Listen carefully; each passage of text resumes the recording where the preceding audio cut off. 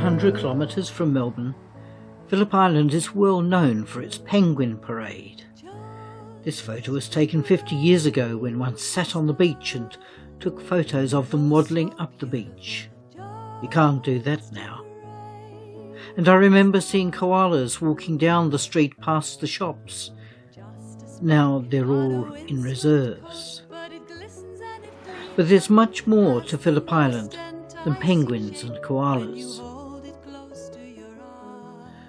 500 million years ago, Phillip Island was under the sea, but the lava was flowing from deep under the earth, creating basalt rocks.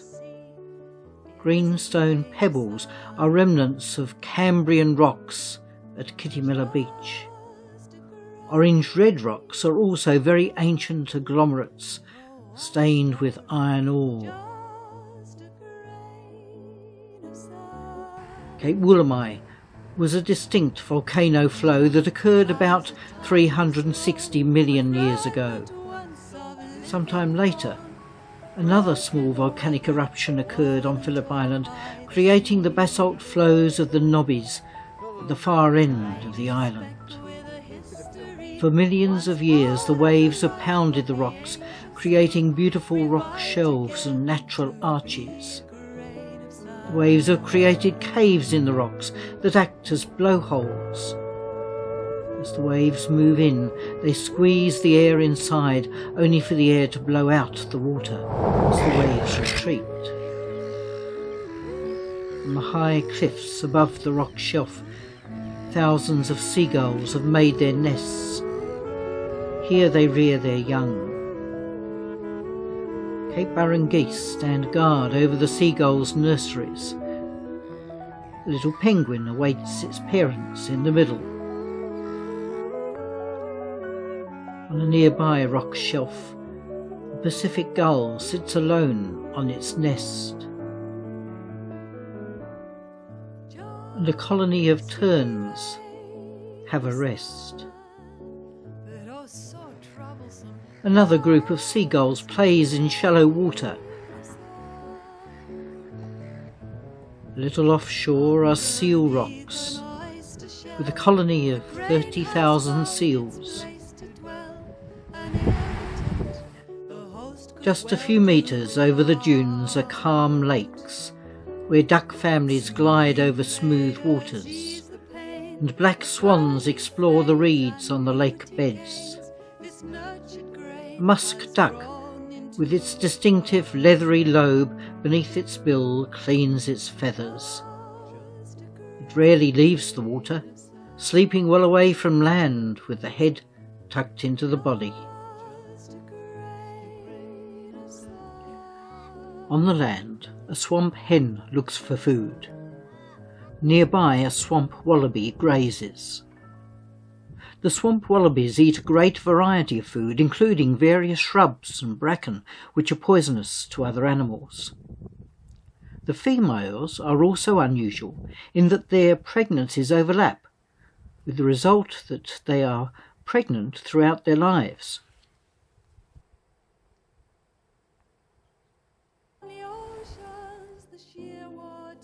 On the northern shores of Phillip Island, mangroves grow in the calm waters of Western Port Bay. On the mudflats, pied oyster catchers look for crustaceans. An egret digs a little deeper with its long bill as it too stalks the little crabs and other crustaceans in the shallow water. Above, on the ancient cliffs, tea trees, cypress pines, banksias, eucalypts and other coast trees grow in profusion. A pied currawong walks across the path. A blue wren sits briefly on a branch. A southern yellow robin sits on a fence post before darting to the ground to pick up morning tea. Large brown butterflies are everywhere.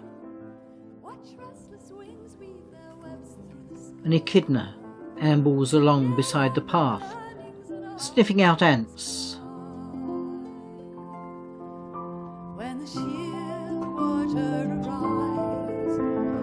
Deep in the sunset she silently flies, brings from the ocean her captured supplies, through a dark sandy burrow. As evening arrives, the short-tailed shearwaters, muttonbirds, gather in great crowds off the coast, ready to come into land and feed their young.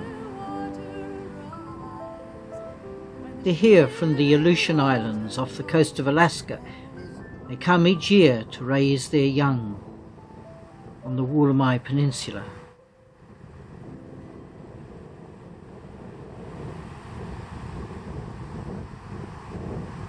All this has been going on for millennia.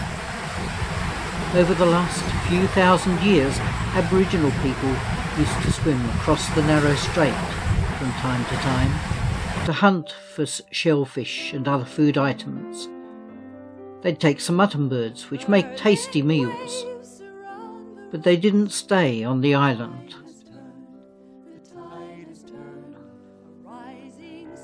Then Europeans arrived and decided to settle. The first farm was on Churchill Island, near the entrance. They brought with them sheep and cows. Little towns were established in the 19th century, and fishermen found a home. Land was cleared, taken away from the birds and the kangaroos and other wildlife. Mechanics' institutes were founded. In more recent years, Phillip Island has become a holiday venue and hundreds of houses have been built. The koalas who used to roam over the island have been restricted to reserves. Narrow coastal strips preserve a tiny remnant of the bush. Some creatures have adapted to the newcomers. The spur-winged plovers patrol a well-mown patch. The corellas enjoy the seeds of this planted tree.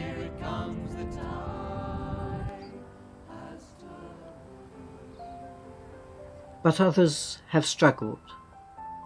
This kangaroo looks lost in the paddock. Hooded plovers, who lay their eggs on the beach, have almost become extinct. Now a single bird sits guard over its eggs on the Wollemi Peninsula, and people have put up signs to warn others to keep clear. Big steps are being taken to protect the wildlife of Phillip Island. And the wildlife is more prolific than a few years ago.